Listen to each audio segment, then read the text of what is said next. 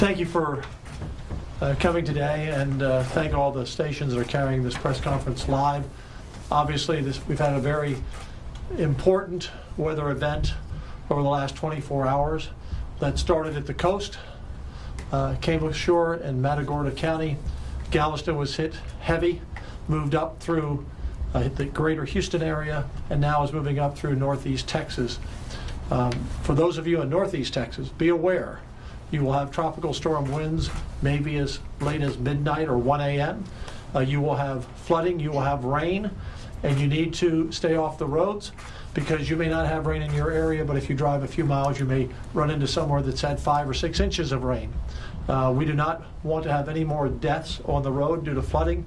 We've had 1 in Houston, 1 fatality due to a drowning, and sadly we've had 2 freak accidents where trees fell on individuals and they were killed. So we've had 3 deaths to report to this moment, and we hope there are no others. For those of you who are in the areas of Texas where the storm has passed through, do not take your safety for granted. We still have power lines down. There are over 50 roads that are covered with water. Some of them are impassable. You may come upon a road where you say, you know, I see water, but there's no sign that I can't go across. It doesn't look that deep, and it may be several feet deep, not several inches. It only takes a few to have you floating down the river. We've already had several rescues today. We thank our rescuers in the Houston area, and we may have had more around the state that we have not heard about yet or have not been reported to us. So those of you where the storm has passed through, it will be dark in several hours, and even now be very careful. Power lines are down. We are sending crews and addressing that always as soon as we hear about that, and there's still more flooding. So do not take this storm that it's past you now. As far as moving forward, with the rain hitting northeast Texas, what's going to happen is that rain will go into the rivers. The rivers go downstream to areas in the greater Houston area and other counties around Harris County, where Houston is located, to cause additional flooding in the days ahead. Because we had a huge surge over the last several days of water coming ashore, particularly in the last 24 hours. You have water meeting water, which means it's a little bit tougher to drain out to the Gulf of Mexico. So we're not past any flooding. We're not past difficult conditions, but the storm by midnight will be beyond us. My name is Dan Patrick. For those of you who do not know and have not seen our press conferences, I'm the Lieutenant Governor, but the Governor is out of the state this past week and this coming week on a pre-planned economic mission to Japan and Taiwan and South Korea. So we've been on duty. And I can tell you that the 50 or so people behind me from all aspects of emergency response are doing a tremendous job. And they partner with your local county judges and your local mayors. We work in tandem. And the key piece of keeping you safe, which is our #1 mission, is to keep you safe and to protect life. Our #1 mission is we need your cooperation as well to be very careful yourself. So we're going to have a very thorough press conference here, get into some statistics and numbers, and then we can take questions from the media. But this has been a storm that I think every storm is a lesson. And I've lived in Texas now for over 40 years. We've had a lot of storms and a lot of lessons. And this storm says, even if it's a Category 1 or was a high tropical storm, that people thought it's a Category 1. But as we said in our last press conference yesterday, I guess it was, or earlier this morning, the days run together, is that if you're in the middle of 80-mile-an-hour winds, which we're in the middle of Houston today, and if you're being pounded by 6 or 8 or 10 inches of rain at the same time, and if you're at the coast where the surge is coming in addition, or if you're inland where we've had tornadoes reported, and there are a number of tornadoes now being reported in northeast Texas, that might as well be a Cat 5 storm to you if you're in the middle of it. So the lesson I hope everyone for this time is we take no hurricane or no tropical storm for granted. And I know the people of Texas do not. Many of you are experienced, and of course many of you have moved here in the last few years, and this may be new to you, maybe your first storm. But the one thing I know we can count on is that Texans will work to help each other. When it comes to a crisis situation or a storm, we work together. We have almost close to 2.7 million people without power in Texas. That number may grow for a while, and we're going to talk about that in a moment with Thomas Gleason from the Public Utility Commission. And that's going to take a multiple day process to get power restored. We had the last report, 10 transmission lines down, and the reason we have so much damage and power is down is we love Texas, but Texas has lots of trees from Houston all the way to Texarkana. And when the branches fall and the trees fall, it takes down power lines, and we have to wait for those crews to be able to get out there. And now they've been able to get out there as the weather has moved through certain areas to assess the damage and get to work. I just got off the phone with CenterPoint, who provides a lot of the power to, or a lot of the service to the greater Houston area and the county surrounding it. They now have 11,500 people coming into the state to help. That's from other counties in Texas and from other states. We do the same when they've had a storm. They have normally 1,675 linemen. So the 1,675 linemen, they subcontract out to tree trimmers, but 11,500 are coming in to get the power back as quickly as we can. With that, let me turn it over to Thomas Gleason from the PUC. Thomas, to talk more about the power. Thank you, Governor Patrick. As the governor said, my name is Thomas Gleason. I am the chairman of the Public Utility Commission of Texas. So first off, I want to let everyone know the most important thing is if you see a downed power line, please do not approach it. It could still be energized, and that could cost you your life. So I want to please ask everyone to not approach any downed power lines. Secondly, we're entering the assessment phase of this storm. So as the governor said, as the storm passes, transmission distribution companies will start to assess the damage, and as it is safe for them to do so, they will move out and have their crews look at where the damage is and come up with timelines for how long it will take to restore energy across the state that's been affected by the storm. This will be a multi-day restoration effort. This was a big storm that has affected a lot of customers, as the governor said, 2.7 million as of right now. It's going to take a few days for this to get restored, so I'd ask Texans for their patience as the crews are out there doing their best to try to restore energy across the state. If you need more information, I would ask that you go to our PUC website at puc.texas.gov/storm. That has an outage map, so you can go there to see the latest outage numbers and where everything is affected. And I want to let everyone know, I spoke to Governor Patrick before we came out here. The PUC will work with the utilities after this storm has passed and do a post-event analysis. I look at every one of these storms as a chance for us to review what we've done and try to get better at our preparation, our response, and we will do that after this storm so that Texans can be assured that we'll do better as this goes on with every new event. Now I'd like to turn it over to Nim Kidd, who is the best emergency manager chief in the country. We have the best team in the country. We work with great county judges and mayors at the local level. It's a tandem effort, as I mentioned earlier. And Nim, I'd like for you to give a more detailed report. Thank you, Governor. As Governor Patrick mentioned, storm came on shore this morning and hopefully will be out of the state by today, but we still have Texans that are in harm's way right now. And so up in the northeast part of Texas, we still have a lot of active tornado warnings. Please help us get that message out for people to pay attention to their local weather forecasters. They should be listening to their NOAA weather radios, and they should take shelter if needed. As Governor mentioned, we still have a lot of flooding operations going on. And so as it gets dark tonight, please do not be out driving around if you don't have to. As the winds are still picked up, where the soils are moist and the trees are tall up in northeast Texas, it seems right now the reports that we have received is most of our injuries and loss of life have been from trees falling on houses or on vehicles. And so I ask you, get to a safe place and stay in a safe place. After dark, you need to be in the safest place that you can find. We have over 2,500 first responders marshaled that are scouring the landscape of Texas right now. As you remember, we started off down in the Corpus Christi area, resources in San Antonio, resources in College Station, and resources pre-positioned in Houston. As the storm has made landfall and moved in, we have shifted those resources to where the needs are. We are in constant contact with our county judges and their emergency operations centers. The number one request that we have received from our local partners right now is generators. Some of them didn't have generators on facilities at all. Others had generators on facilities, and those generators failed. And we want to work with those generator owners and figure out why those generators failed in the future.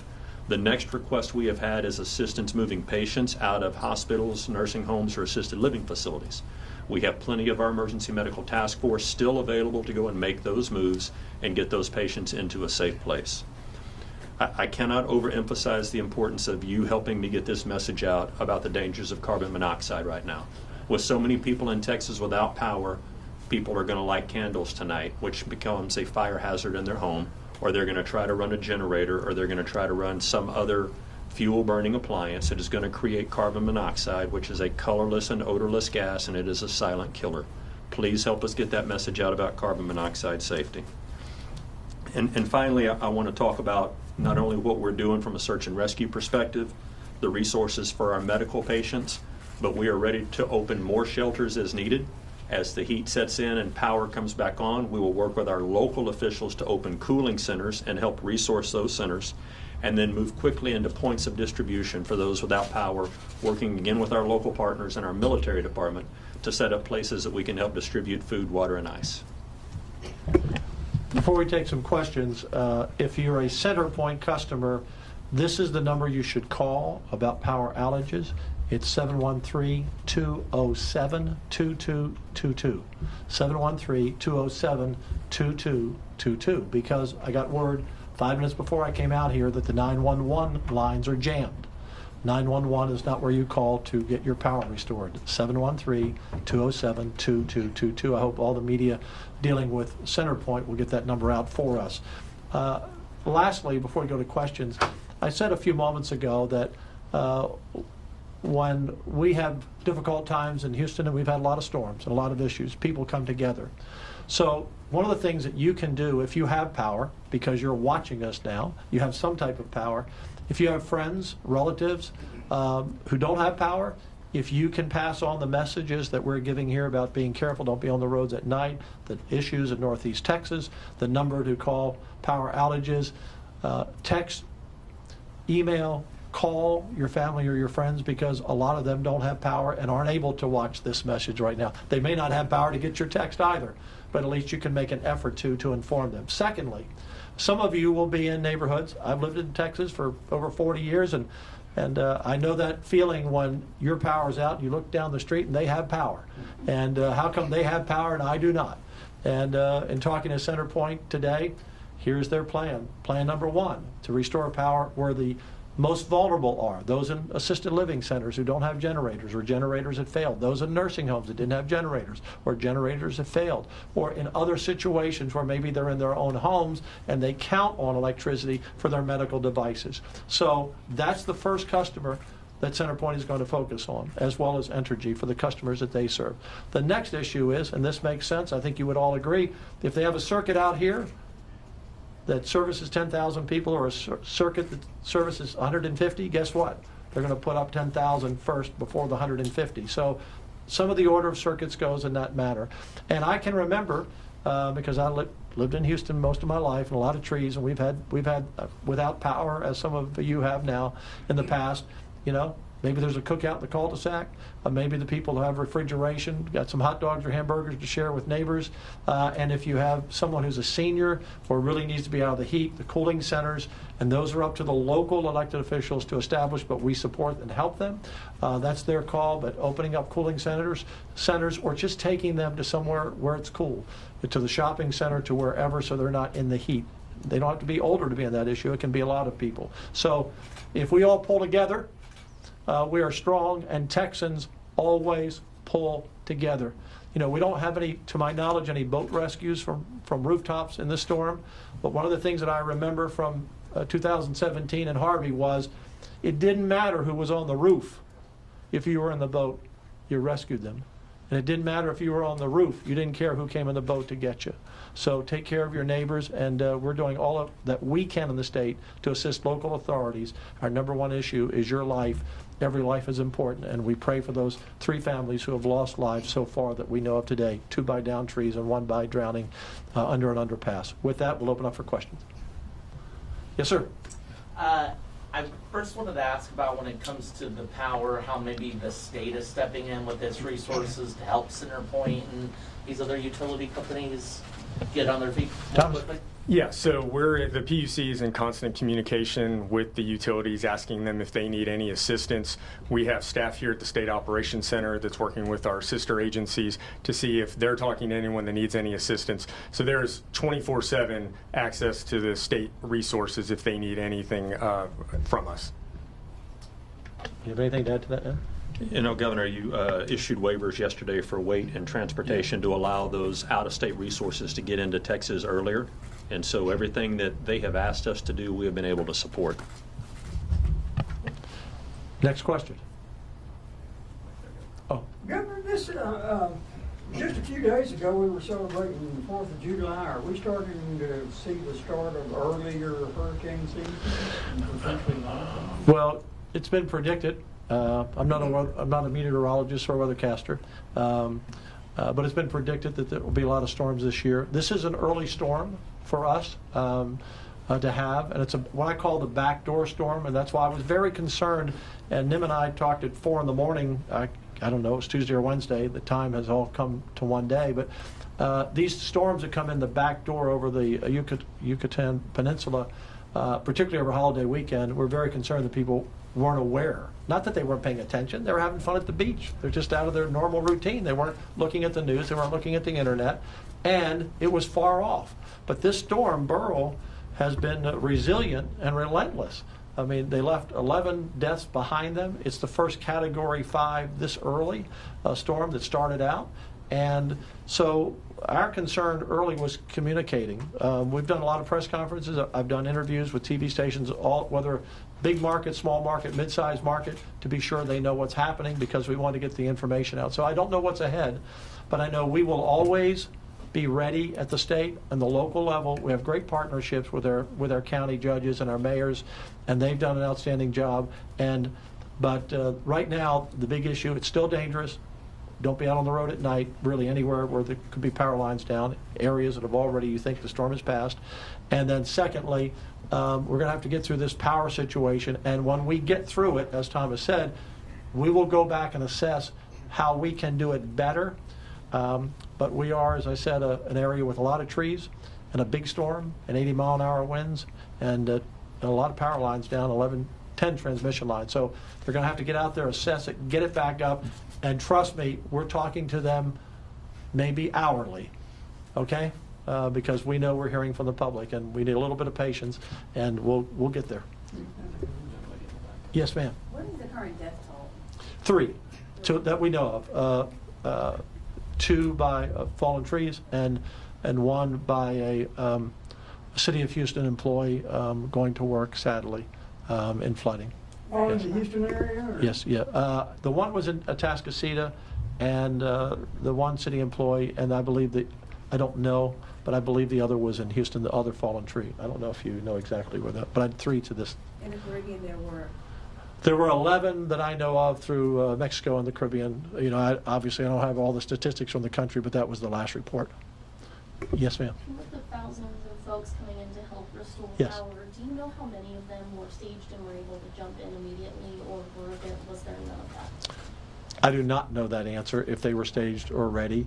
I do know that, I can't speak for those companies. I do know that they normally reach out as, you know, and contact companies to be ready. You never know where the storm is going to go. You know, originally it was forecast to mostly go in Mexico and maybe down in Cameron or Hidalgo County, and it kept moving. So I don't know the answer to that, but we'll get the answer to that and we'll know.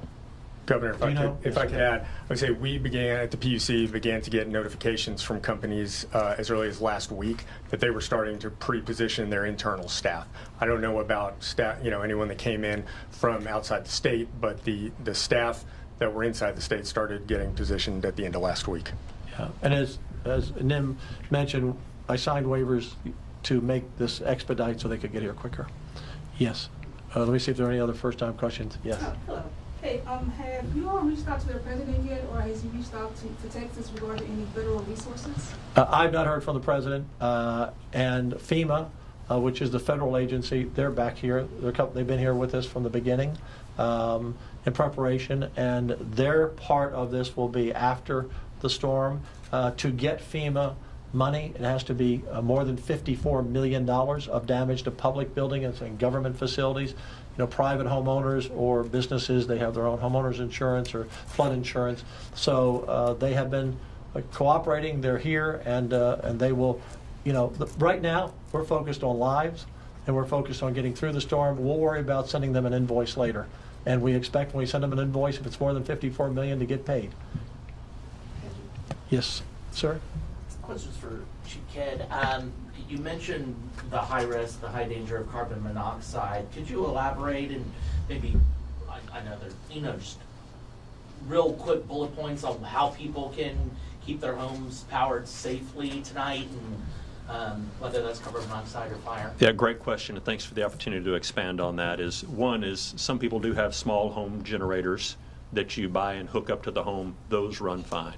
But if you went to Lowe's or Home Depot or Walmart and got a generator and you think you need to pull it into your garage and run it in your garage and then run an extension cord into your refrigerator or your freezer, inside the house, even in the garage, that carbon monoxide can leak through the doors and leak through other areas, and you won't even know unless you have a carbon monoxide detector that carbon monoxide is there. So if you're going to run a generator, it needs to be outdoors, away from the house. Follow the manufacturer's instructions for that. And then also be sure that you don't daisy chain too many cords together, because by daisy chaining them, you create additional heat and cause a fire hazard inside the home. Any early estimates on damage?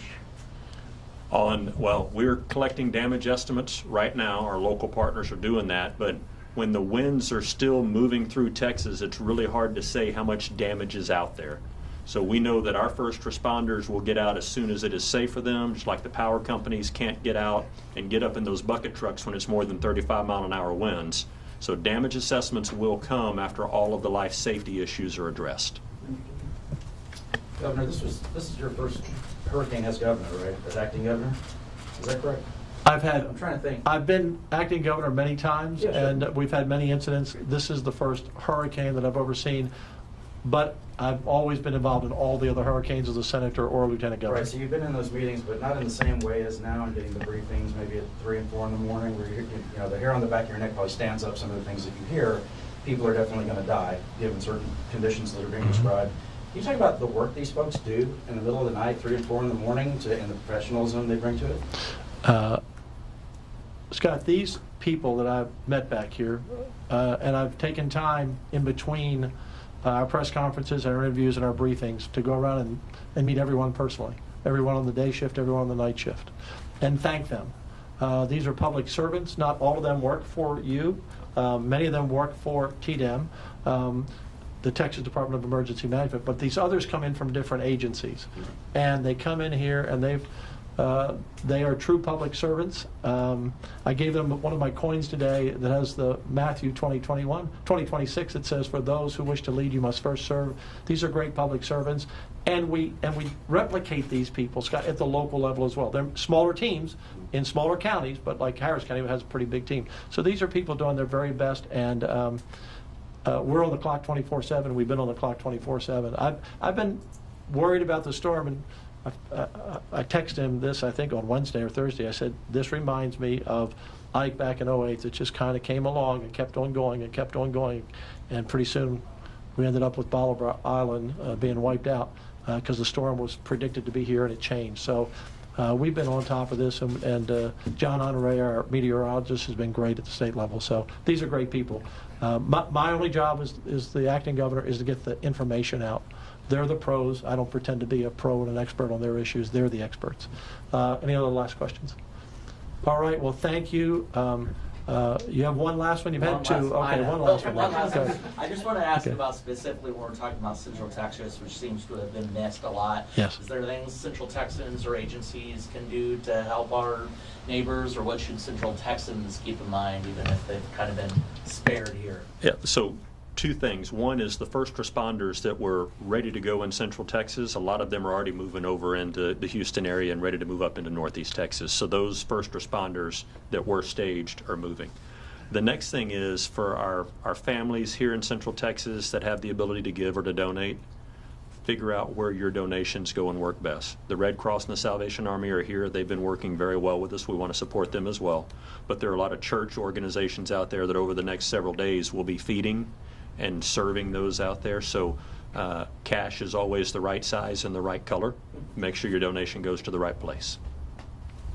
So we'll wrap this up, and over the next 2 days, I'll be going out with NIM to areas in the state that have been hit. So one, we can get there safely, and if they have the infrastructure for us to get there, like cell service and basic things.